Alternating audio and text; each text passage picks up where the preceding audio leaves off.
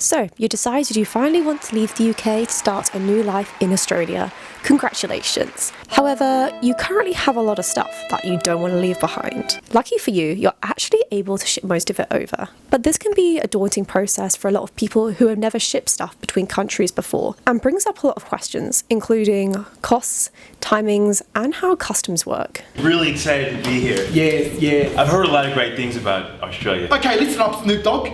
Are you a blood or a crip? What? Get out your mixtapes now before I find them. I'm not a rapper. I'm an accountant. I have reason to believe that this man is a Nigerian scammer. I am not Nigerian! Hi, I'm Lottie, and I'm actually currently surrounded by all of my boxes which just arrived from the UK. And I know going into the process, I had so many questions about how it all worked from start to finish. So for this quick video, I've put together a step-by-step guide on the whole process, which should answer any questions you may have and prep you well for the process if it is something you want to do. Stage 1. Deciding what you actually want to take with you. Now this may seem simpler than you think, but if you have a whole flat or a whole house full of stuff, it can actually take quite a while to go through everything. What I did, which I'd recommend doing, is making a sort of spreadsheet or list of everything that you do want to take with you. When it comes to shipping your stuff over, the smallest boxes normally value at around a £30 equivalent cost to ship them over. So if you're struggling on deciding what to take versus what to leave, you can go off it on value. For example, is the contents of that box over £30 worth? If not, it may be cheaper to repurchase the stuff in Australia if that is something that can be done. And obviously with sentimental or personal valuables, some of that stuff is priceless to you. Stage 2, booking the collection. Once you've got a rough idea of everything you're taking, you're ready to book your collection. And I'd recommend booking the collection at least a month in advance. That's what we did, just to make sure that you can fit it in before your fly date, because obviously you don't want to find out when you go to book it that they can't pick it up before you fly, because that would make things really tricky. Book it at least a month in advance just for peace of mind. Don't leave it last minute. For shipping our stuff from the UK to Australia, we went with a company called Mercia Movers, and this video is by no means sponsored with them. We had a super positive experience using them, so I just personally would highly recommend them. When we had an idea of how much stuff we were taking, we contacted them and they asked for an estimate of how much stuff we were taking. This is so they can give you a quote on how much it's going to cost. Our quote from memory was for 20 standard boxes and a large mirror, and for this they gave us a quote of £660. Generally the quote comes from the space in the shipping container that all your things will take up. The quotes can be different to the main price, so you may end up paying a little bit extra if your stuff does take up more space in the container, or if it takes up less, you may get some money back. With Mercia Movers, there was a standard amount of £40 insurance on the boxes.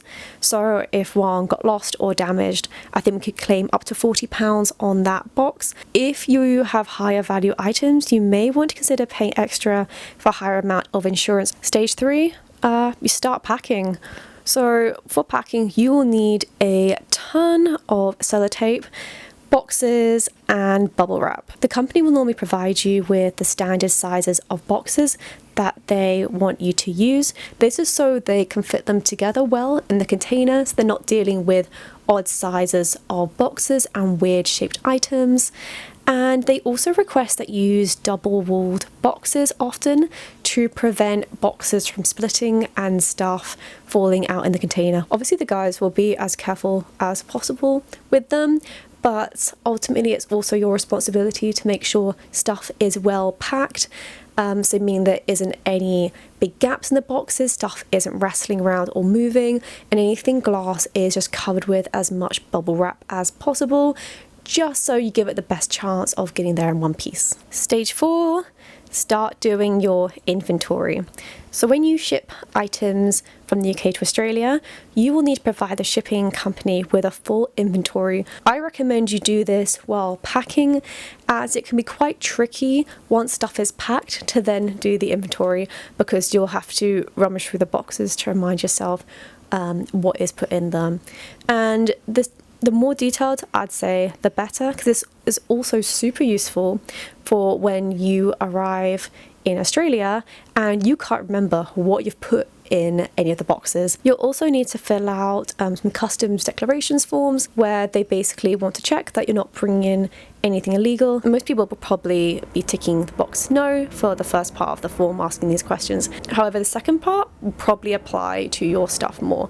This is where you have to declare anything made of animal goods or anything made from wood. So in our case, for the animal goods, we had bags made of leather and shoes actually. We had a woolen rug. We had pillows and a duvet containing duck feathers and a coat. So these all had to be listed on the form.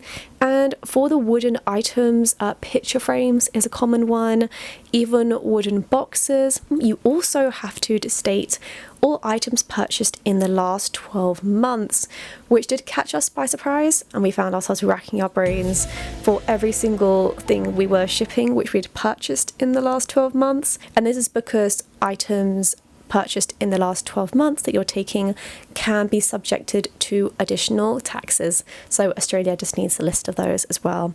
I don't think we got taxed on any of these items. If we were, they didn't let us know. Stage number 5, you send your bits off. So on the day, you just have to have all your boxes and everything wrapped and ready for the moving guys. And once your stuff is gone, we received the updated total fee, I think about a week or two after, which is when they actually load it onto the shipping container. I think it sits at the dockyard for a week or two. And ours ended up being about £300 extra, so closer to 900 quid. So we had about 23 boxes, mirror and a guitar. 5 of those boxes, actually no, probably 8, including the PC and monitors, being larger than the smaller boxes. So it did actually take up significantly more space.